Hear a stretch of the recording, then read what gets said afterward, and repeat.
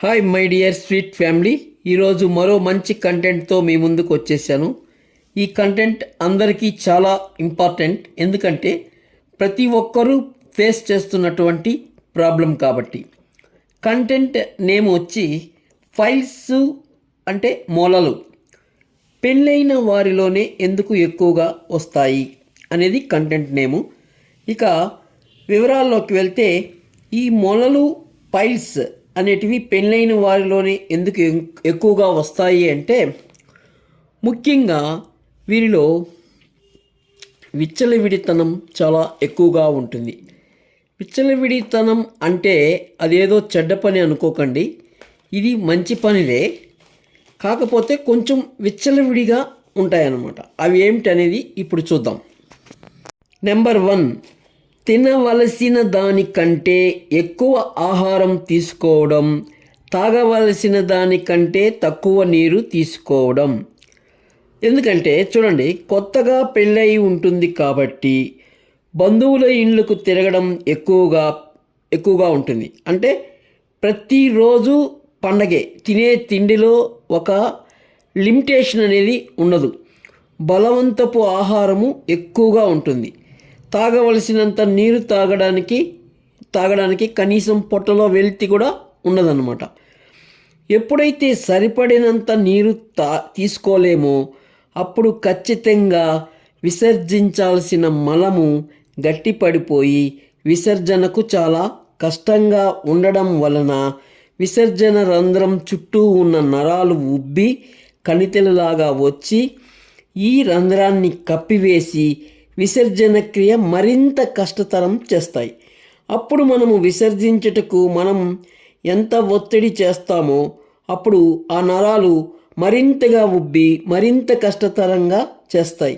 ఇది మొదటి విచ్చలవిడితనం ఏంటంటే అధికమించిన ఆహారం తీసుకోవడం, కావలసినంత నీరు తాగకపోవడం. ఓకే, ఇక రెండో పాయింట్ ఏంటో చూద్దాం. అదేమిటంటే, సాఫీగా విసర్జన క్రియ జరిగేటప్పుడు బలవంతంగా ఆపుకుంటాము. విసర్జనకు సహకరించిన టైంలో బలవంతంగా విసర్జించాలని ప్రయత్నం చేస్తాం. అది ఎలా అంటే, ప్రతిరోజు ఒక కొత్త ప్రదేశం, ప్రయాణం, పూజలు, వ్రతాలు ఇవన్నీ ఒక పద్ధతి ప్రకారం ఉండవు. ఎప్పుడు పడితే అప్పుడు లేయాలి, సిద్ధంగా ఉండాలి. మనమైతే ఎలాగో ఒకలాగా రెడీ అయిపోతాం. కానీ మన శరీరంలో ఉన్న వ్యవస్థ మనం ఇష్టం వచ్చినట్లు అడ్జస్ట్ అవ్వాలంటే అవ్వదు కదా. అప్పుడు అది వచ్చేటప్పుడు కొన్ని సందర్భాలలో బలవంతంగా ఆపాల్సి వస్తుంది. ఇప్పుడు సపోజ్ ఏదన్నా ఒక జర్నీలో ఉన్నాం, అప్పుడు మనకు విసర్జన ప్రక్రియ అనేది వచ్చిందనుకోండి, ఏం చేస్తాం? బలవంతంగా ఆపుకోవాల్సి వస్తుంది. పూజల్లో ఉన్నా, వ్రతాల్లో ఉన్నా, ఎప్పుడైనా. అది రానప్పుడు మళ్ళీ ఎక్కడ వచ్చేస్తుందేమోనని భయపడే, అంటే ఇప్పుడు మనము సపోజ్ ఒక టూర్ వెళ్ళాలి, లేదంటే ఎవరింటికన్నా వెళ్ళాలి, లేదంటే పక్క రోజు ఏదైనా వ్రతం ఉందంటే మధ్యలో సగంలో ఎక్కడ ఇబ్బంది పెడుతుందేమోనని ముందుగానే అది రాకుండా ఉండడం కోసం బలవంతంగా విసర్జించడానికి గట్టిగా ప్రయత్నం చేస్తాం. దాని యొక్క పర్యవసానము మొదటి పాయింట్లో చెప్పినట్టు విసర్జన గోళం చుట్టూ ఉన్న నరాలు ఉబ్బి ఆ గోళం మూసుకుపోతుంది. ఇది రెండవ విచ్చలవిడితనం. ఇక మూడవ విచ్చలవిడితనం ఏంటంటే, ఇది చాలా సింపుల్. సరిపడినంత వ్యాయామం అనేది చేయకపోవడం. అంటే ఇక్కడ విసర్జన క్రియ సాఫీగా జరగడానికి కావలసినంత వ్యాయామం అనేది చేయకపోవడం వల్ల ఈ విసర్జన ప్రక్రియ కష్టతరం అవుతుంది. ఈ 3 విచ్చలవిడితనాల వల్ల పైల్స్ అనేటివి వచ్చేస్తాయి. ఎవరికి? కొత్తగా పెళ్ళైన వారికి. అయితే అందరికీ వస్తాయి. వాళ్ళకేందంటే ఈ కార్యక్రమాలు, పూజలు, వ్రతాలు, బయటికి తిరగడాలు ఇవన్నీ ఎక్కువగా ఉంటాయి కాబట్టి ఎక్కువగా ఫస్ట్ వాళ్ళకి అక్కడే స్టార్ట్ అవుతుంది అనమాట. ఇకపోతే నెక్స్ట్ వీటికి సంబంధించిన పరిహారాలు, ఎలాంటి జాగ్రత్తలు తీసుకోవాలి, ఇప్పుడు ఇలాంటి పరిస్థితులను ఎదుర్కోవడానికి ఏం జాగ్రత్తలు తీసుకోవాలి అనే దాని గురించి ఇప్పుడు చెప్తాం. నెంబర్ 1 పరిహారం ఏంటంటే, సరిపడినంత నీరు తీసుకోవాలి. అంటే మన వెయిట్కి తగిన, ఇంతకుముందు ఆల్రెడీ ఏదో ఒక వీడియోలో చెప్పాను జనరల్గా, అంటే ఇది నేను పాటిస్తున్న నియమము, వాటర్ ఎంత తాగాలనే దానికి నేను పాటిస్తున్న నియమము మీకు కూడా చెప్తాను.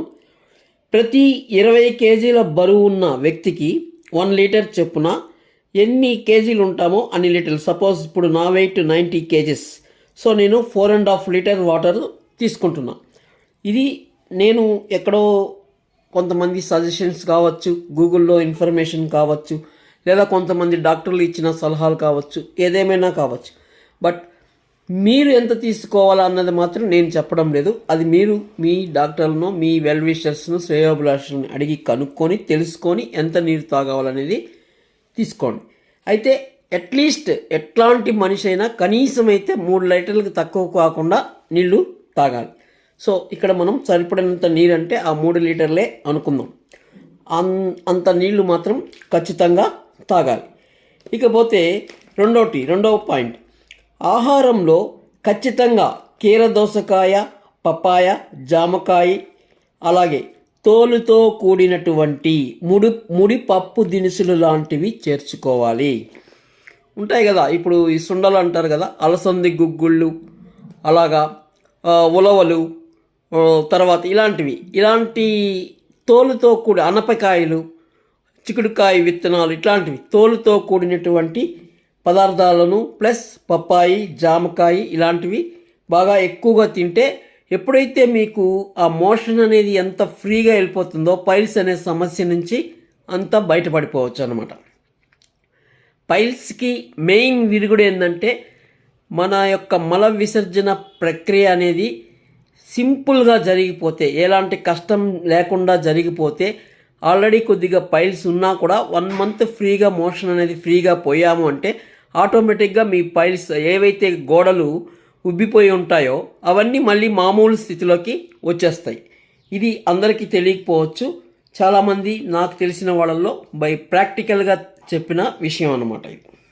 పోతే నెంబర్ 3, ఉదయాన్నే నిద్ర లేచిన తర్వాత ఫస్ట్, ఇప్పుడు సపోజ్ మీరు ఎక్కడికైనా గుడికో లేదా వ్రతాలో ఎక్కడికైనా పోవాలి, మీరు తొందరగా విసర్జన ప్రక్రియ కంప్లీట్ చేసుకోవాలి, మీకు రాదు, అక్కడ పోయి అవస్థపడి గట్టిగా దానిపైన బలప్రయోగం చేయడం కంటే ఒక టెక్నిక్ ఉంది. ఆ టెక్నిక్ ఏంటంటే నిద్ర లేయగానే 1 లీటర్ గోరువెచ్చటి నీళ్లు తాగి 40 నిమిషాలు వాకింగ్ చేస్తే ఎలాంటి ఒత్తిడి లేకుండా మల విసర్జన క్రియ అనేది సాఫీగా జరిగిపోతుంది.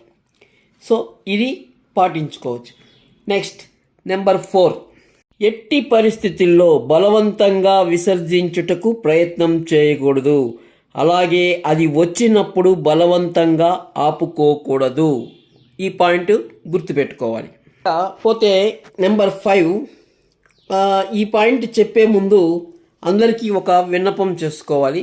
ఎందుకంటే ఇప్పుడు నా సబ్స్క్రైబర్స్లో కానీ నా వీడియో చూసే వాళ్ళల్లో కానీ 45 సంవత్సరంలో పైబడిన పెద్దలు, నా తల్లిదండ్రులతో సమానమైన బంధువులు, నా శ్రేయోభిలాషులు ఉంటే దయచేసి నన్ను క్షమించి ఈ ఒక్క పాయింట్కి మాత్రం స్కిప్ చేయమని ప్రార్థిస్తున్నాను.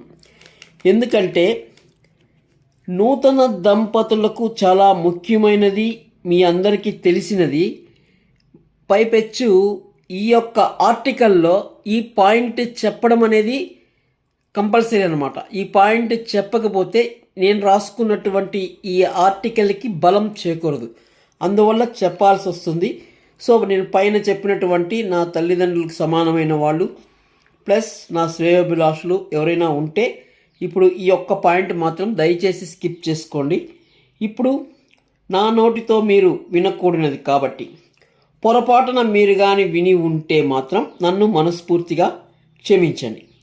ఇక 5వ పాయింట్ ఏంటంటే, నూతన దంపతులు ఎప్పుడైతే వీర్య బహిర్గత ప్రక్రియలలో పాల్గొనేటప్పుడు ఎట్టి పరిస్థితుల్లో మీ యొక్క మూత్రం కానీ మలం కానీ విసర్జించే ప్రక్రియను బలవంతంగా ఆపుకోకూడదు. దీని వలన చాలా ప్రాబ్లమ్స్ వస్తాయి.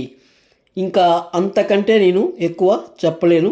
దయచేసి నా వీడియోకి ఒక లైక్ ఇవ్వమని వేడుకుంటూ రేపు మరో మంచి కంటెంట్తో మీ ముందుకు వస్తాను. అంతవరకు సెలవు, శుభం.